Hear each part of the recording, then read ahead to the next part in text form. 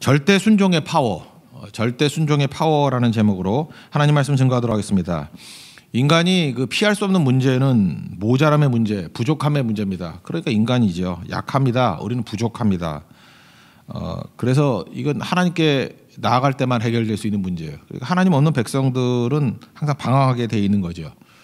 요한복음에만 기적이라는 표현이 표적이라는 단어로 써 있습니다. 7개의 표적이 나오는데 표적을 정의를 내리면 이렇게 내릴 수 있어요. 기적은 맞아요. 기적 플러스 메시지가 있을 때.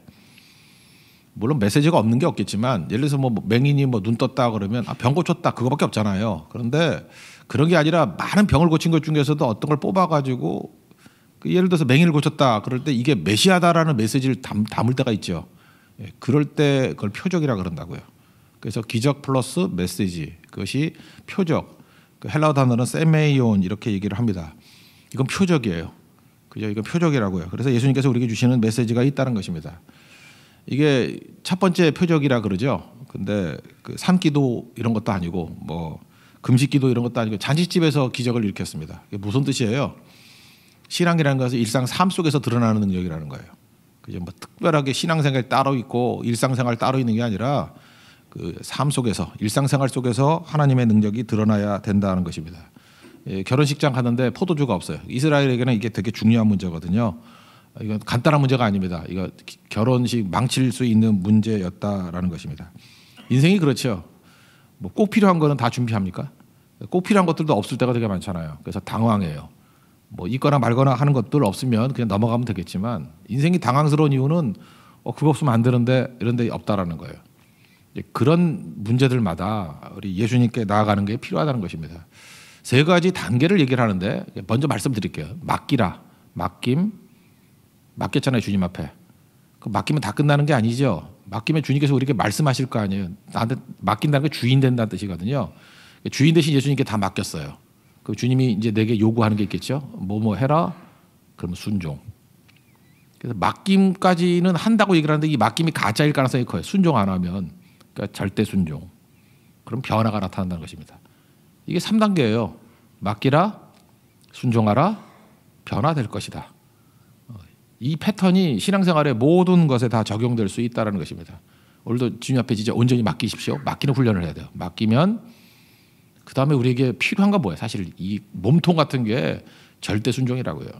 그래서 신앙의 능력, 신앙의 파워는 절대 순종에서 나오는 거예요. 똑같이 예수를 믿는데 어떤 사람은 열매가 주렁주렁 달리고 강력하고 정말 하나님 앞에서 기쁨이 되는 인생을 사는 거. 어디에 차이가 있어요? 순종의 차이가 있다니까요. 아브라함과 다른 사람들의 차이점이 뭐예요? 아브라함은 그래도 순종했잖아요. 순종의 차이가 있는 거죠. 여리고성이 무너졌던 이유가 뭐예요? 순종했으니까 무너진 거죠. 그러니까 하나님 백성들이 이게 전성기를 맞이할 때는 언제예요? 하나님 말씀에 순종했을 때. 하나님 제일 가슴 아파했을 때가 뭐예요? 너는 택한 백성인데 왜 그 꼴로 사니? 그게 뭐예요? 불순종. 그러니까 핵심은 그거죠. 그럼 변화가 나타난다는 것입니다. 차례대로 살피겠습니다. 첫째는 맡기라는 거죠. 3절 보니까 포도주가 떨어졌다. 없다. 이렇게 얘기를 하죠. 예수님 어머니가 예수님께 말씀하는 얘기 아닙니까? 손님이잖아요. 손님인데 나설 이유가 없죠. 어제 말씀이 갈라디아 6장이었는데 인생의 존재 가운데 2가지 전제가 있다 그랬죠. 인생 전제, 2가지 전제. 하나는 모두에게 죄가 있다. 2번째 모두에게 짐이 있다. 그러니까 2번째 내용이 뭐였습니까? 모두에게 짐이 있다. 이거를 짊어지라는 거죠. 그러니까 일단 1차적으로는 내가 짊어지는 게 필요하다고요. 내가 짊어지다 보면 느끼는 감정이 뭐예요? 무능함이에요. 내가 짊어질 수 없다는 걸 깨달아요. 그러니까 주님을 찾게 돼 있죠. 그래서 교회에서도 일을 시킬 때 보면은 너무 간단한 일 시키면요. 사람들이 자기 힘으로 하려고 그럽니다. 근데 과도한 일을 맡기면은 2가지 현상이 나타나요. 팀으로 하든지 기도하든지. 성도들에게 기도하라고 백날 그려봐요. 돈 있는 사람한테 기도하라고 그러면 돈으로 다 하려고 그래요. 돈으로 할 수 없는 거를 팍 맡겨버리면 무능감을 느끼거든요. 돈이고 뭐고 아무것도 안 되네. 이걸 하나님이 돕지 않으면 안 되네. 그래서 돈 많은 사람들에게 병이 걸려요. 왜냐하면 병은 돈으로 안 되잖아. 그죠? 이거 하나님만이 살릴 수 있는 길이잖아요. 그러니까 우리 인간은 믿을 만한 거 다 믿고 난 다음에 마지막에서 하나님 믿으려고 그래요. 그러니까 빨리 체질화되기 위해서 필요한 게 뭐죠? 무조건 하나님께 나아갈 줄 아는 거죠. 지금 문제가 생겼습니다. 그러면 일반 사람들 같으면 비판부터 하겠죠. 아니 결혼식 하는 놈들이 그것도 준비를 하네. 준비성이 있어야지. 아니 여기 주인이 누구야? 부모가 누구야? 이런 걸 뭐라 그러죠? 비판, 지적, 정죄. 이거는 모세의 자리에 앉아 있는 바리새인이 하는 일이에요. 근데 문제가 생겼을 때 짐을 짊어지는 자세로 나가잖아요. 이게 마리아의 훌륭한 점이죠. 우리도 이런 식으로 나가다 보면 문제를 짊어지는 거예요. 근데 포도주가 없는 거를 마리아가 해결할 길이 없죠. 그러니까 찾게 되겠죠. 전능자를. 예수님 찾는 겁니다. 그 어찌하겠습니까? 아픔 때문에 그래요. 이 결혼식 망치는 거에 대한 아픔. 짐을 짊어진다는 건 그 사람의 아픔을 짊어진다라는 거와 똑같다는 얘기입니다. 그러니까 우리는 항상 내 문제만 아픈 거예요. 그걸 사이코패스라 그러잖아요. 가족 문제만 아픈 거예요. 약간 확장된 사이코패스. 근데 멀리까지 아프면은 그게 넓어지는 거죠. deep and wide. 그리고 그 아픔을 향해서 나아갈 때 향함이 생기잖아요. 향함. 그러니까 모멘텀이 생기죠. 탄력이 생기고 더 커지고 강력해지고 싱싱해지는 일들이 벌어지겠죠. 그러니까 하나님께서 그 마음을 주셔야 된다는 것입니다. 그러니까 기도는 뭐냐? 있는 모습 그대로예요. 뭐 대단한 답. 기도가 어렵지 않은 게 뭐냐면 마리아의 기도를 보세요. 포도주가 없다. 이게 기도예요. 우리도 기도가 이거예요. 나는 무능합니다. 그거고 저 사람은 문제가 있습니다. 그죠? 지금 결혼식인데 포도주가 떨어졌네요. 저 얼마나 아프겠습니까? 얼마나 당황하겠습니까? 저 사람 무지하게 외로울 것 같습니다. 외롭습니다. 저 아픈데 돈도 없습니다. 너무너무 외로운데 의지할 곳도 없고 그냥 말 한마디 들으면 상처 입습니다. 뭐 그런 거 있죠. 친구도 없습니다. 저 주변에는 너무 강한 사람들 많아가지고 저 사람이 너무너무 약한데 약하기 때문에 우는 모습이 있는 것 같습니다. 있는 그대로 이제 아뢰는 거예요. 그죠? 포도주가 없다. 이렇게 아뢰는 거죠. 그때 예수님께 아뢰을 때 예수님이 이렇게 얘기해요. 여자여 그런데 이걸 뭐 왜 엄마한테 여자여 그러냐. 이거는 당시엔 높임말이었대요. 레이디 정도 되는 거. 그리고 또 하나 중요한 건 뭐냐면 공적인 일을 이제 시작했다라는 뜻이죠. 예수님의 이제 사생애가 끝나고 공생애라는 뜻이죠. 저에게도 어머니가 있습니다. 근데 그 어머니 그럴 때 사적인 거죠. 근데 교회에서는 권사님 그러잖아요. 그게 무슨 얘기죠? 이제 사적인 거 아니라는 거죠. 공적으로 대하자 그런 얘기죠. 예, 그런 거예요. 그러니까 여자여 할 때 예수님이 공생애가 시작됐다. 나와 무슨 상관이 있습니까? 이거는 이스라엘의 관용적 표현이에요. 너무 서둘지 말고 기다리라 그런 뜻이래요. 너무 서둘지 말고 기다리라. 그러니까 맡길 때 주님 앞에 맡길 때 시간도 맡겨야 되고 방법도 맡겨야 되는 거예요. 우리 주님께 맡겼다 그러면서 자기 시간을 주장해. 그게 뭘 맡긴 거야. 주님께 맡겼다고 하면서 방법도 내 방법대로 하기를 원해요. 그게 뭘 맡긴 거예요. 주님께 다 맡겼다는 건 주인됨을 인정하는 거죠. 시간도 하나님의 시간에 방법도 하나님의 방법대로 해 주십시오. 그렇게 이제 맡긴 거죠. 이제 하나님께로부터 내 문제가 넘어간 거예요. 그죠? 그게 기도예요. 하나님 뜻대로 해 주십시오. 그럼 하나님 뜻대로 해야 되기 때문에 이제 하나님이 일하실 거 아니에요. 그 두 번째 단계 우리에게 이제 명령하신다고. 이제 하나님 일하시는 거잖아요. 그러니까 하나님이 일하시는 거니까 우리하고 똑같겠어요, 다르겠어요? 다르죠. 똑같은 하나님이 아니지. 그러니까 하나님의 시간에 하나님의 방법대로. 여기서 강조하는 건 하나님의 방법이죠. 시간 얘기는 아니에요. 여기서는 그죠? 방법이죠.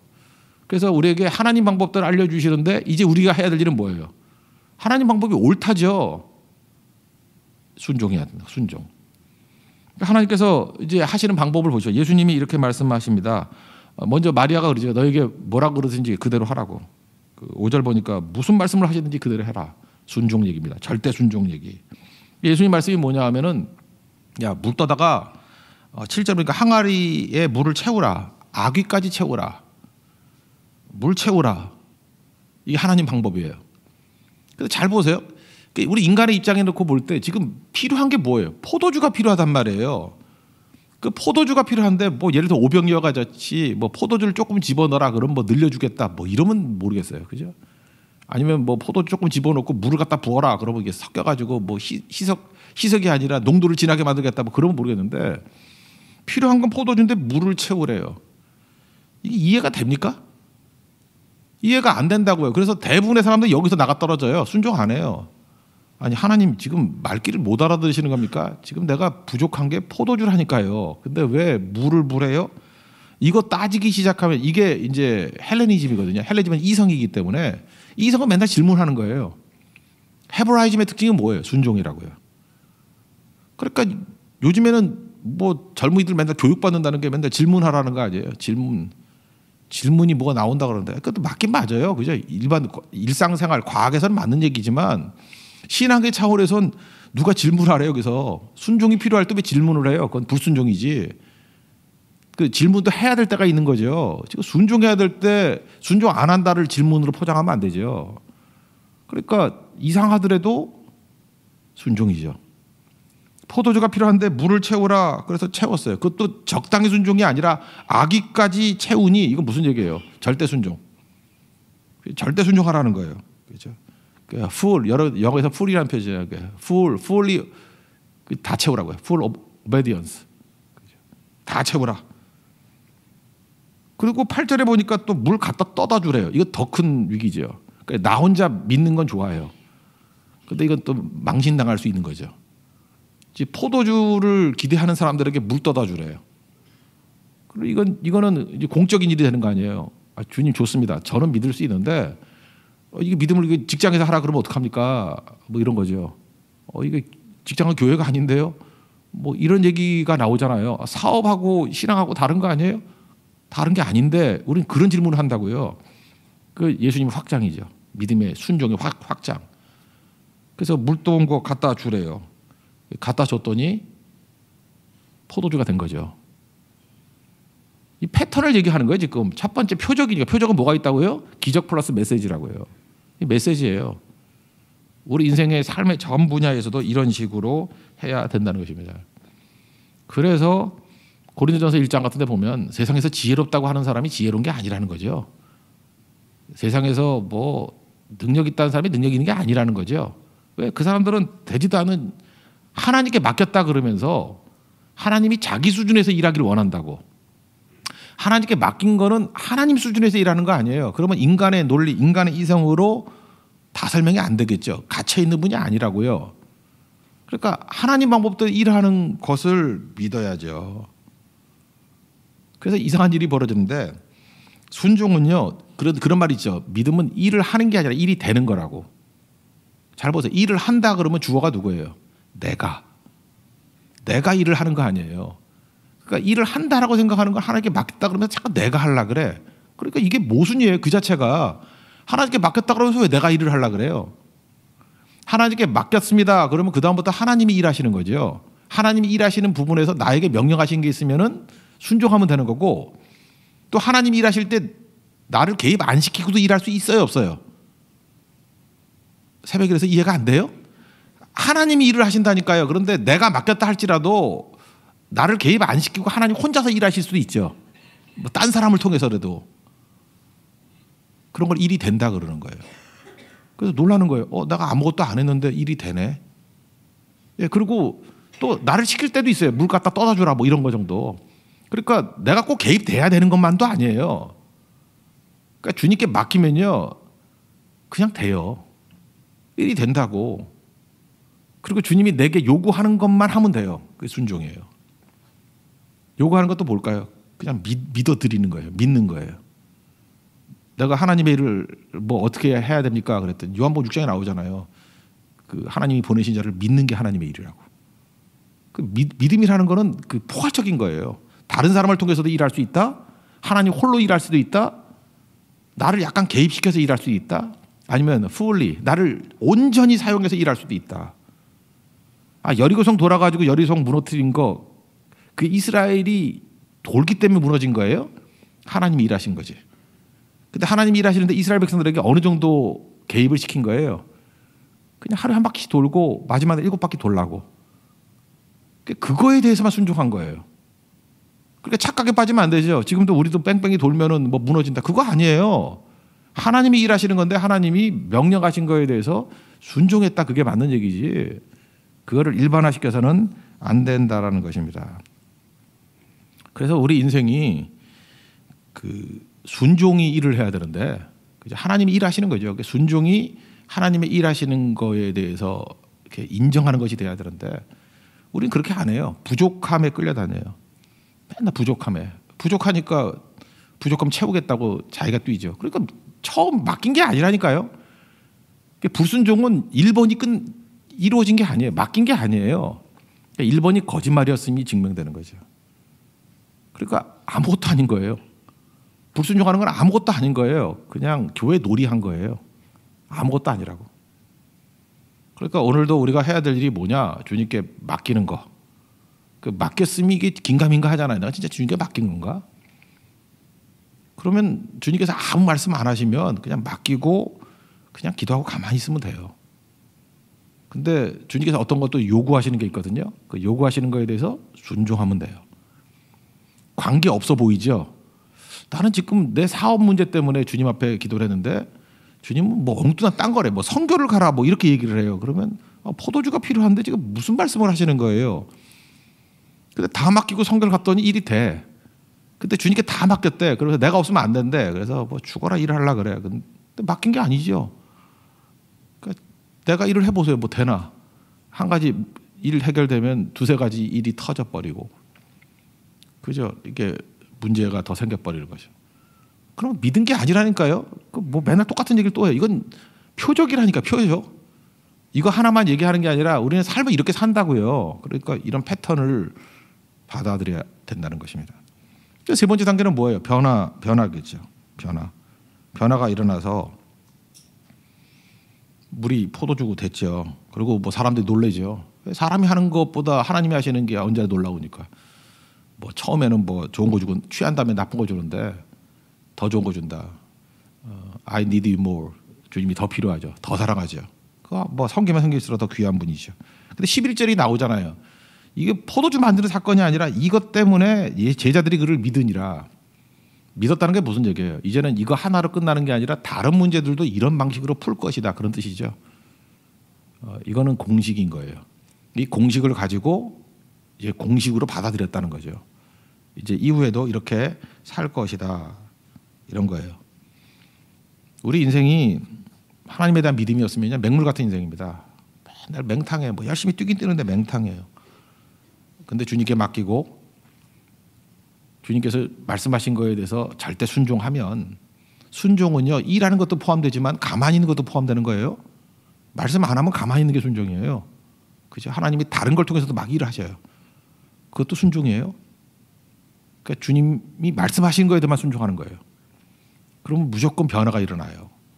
그러면은 부작용이 없어요. 그걸 뭐죠? 향기 나는 포도주가 된다고. 그래서 교회는 이게 농도 짙은 믿음이 있어야 돼요. 포도주의 향이 나는 교회가 돼야 된다고. 근데 만나보면 맹탕이에요. 그죠? 뭐 예수를 10년 믿었다 그러는데 20년 믿었다 그러는데 맨날 길길이 뛰고 기껏 한다는 패턴이 똑같아요. 불순종해서 얻어 터지고 뭐 깨져서 가지고 맨날 그거 기도해달라 그러고 맨날 삐지고 뭐. 삐지는 게 믿음 생활이에요. 그죠? 뭐 하나님 뭐 구했더니 안 해줬대. 왜 나만 미워하냐. 사실은 그 아픔을 가지고 나가니까 하는 얘기지 사실 상종하기 싫은 인간들이죠. 그죠? 맨날 똑같은 거 이방인이냐 왜 똑같은 거 반복을 해요? 이제 새해 초잖아요. 이제 마음 잡고 이걸 삶의 공식으로 받아들이십시오. 맡기십시오. 그리고 절대 순종하십시오. 다시 말씀드리지만 절대 순종은 아무것도 안 하는 것도 포함되어 있어요. 주님이 하라는 것만 하는 거예요. 관계없는 것도 하는 거예요. 그게 절대 순종이에요. 그러면 변화가 나타납니다. 맹물 인생이 향기 나는 포도주 인생으로 변화받게 될 것입니다. 이런 승리를 맛보는 믿음의 종되기를 축원합니다. 자리에서 일어나겠습니다. 214장 우리 다시 한번 찬양합시다.